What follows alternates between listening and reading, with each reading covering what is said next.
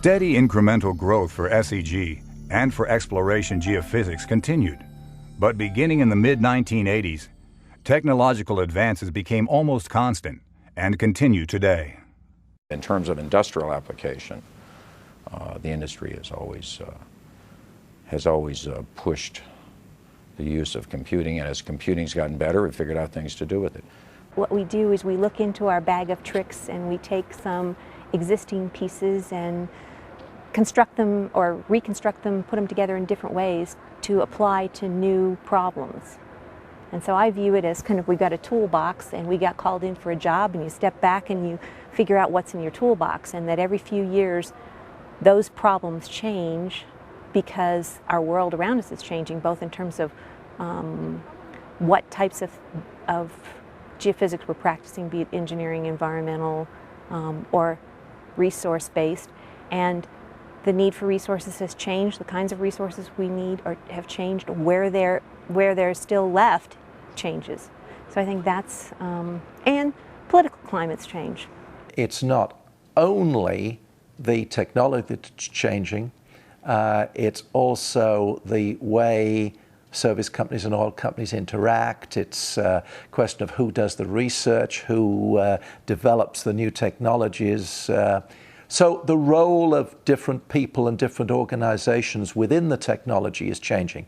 So the changing is partly the technology and partly the organization that wraps around the technology.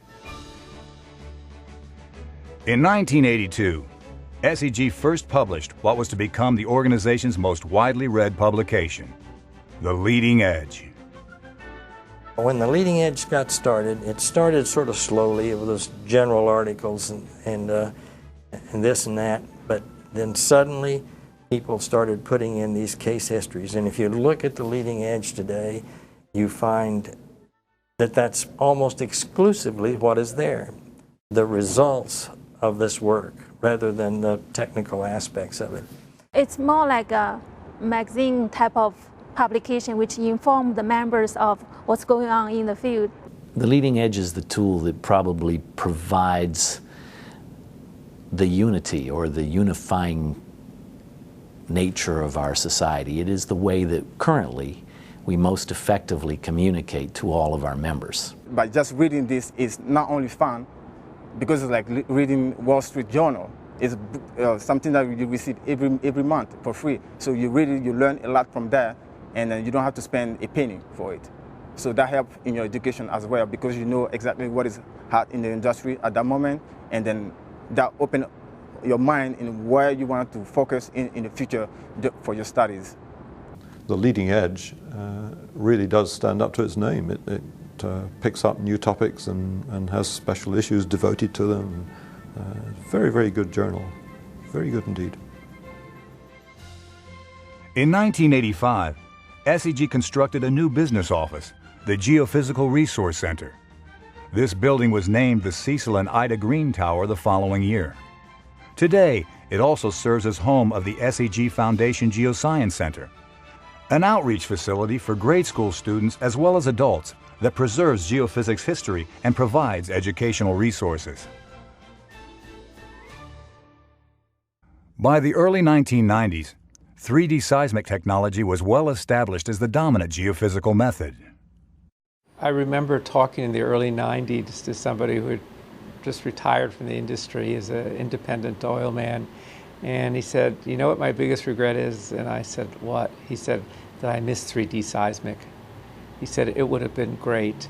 And of course, it didn't happen overnight. It took time to develop, and it took time to spread through the industry and be readily available. But it added a whole new capability in terms of accuracy, skill, understanding of the subsurface that just hadn't been possible before. The current role of 3D seismic technology as the most important technique in applied geophysics, particularly in petroleum orientations, is because of the dramatic improvements it has made in subsurface imaging when compared to its 2D predecessor. It's been the most amazingly efficient technology to bring in, and it has made a huge improvement in the well success ratios, for example, success rates around the industry. And the oil companies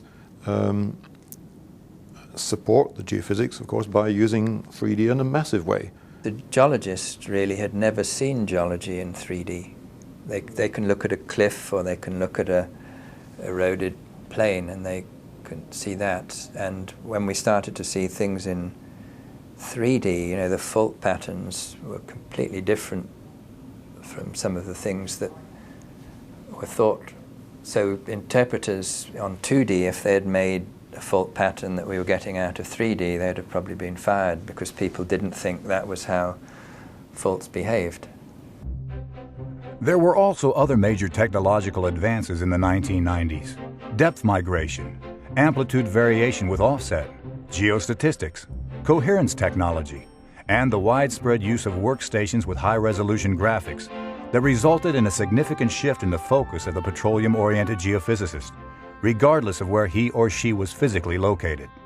Migration was a black art 30 years ago. It was also done in laboratories. To get to where we are today with not only pre-stack depth, but to go to wave equation migration, which is now possible. These are extraordinary things. SEG has always been an international and a global society from the beginning. But I think the exciting part that we're seeing now is the increased level of participation of people around the world. Our prospect area in China are mainly in the desert, Gobi, mountainous, and a transition zone. Both Chinese geophysical company and Western geophysical company has accumulated the experience in those areas. Through the technical exchange, the people can share the experience each other. In China, almost all the important oil and gas fields have been found by reflecting seismic. So we can say, no reflecting seismic, there's no modern petroleum industry.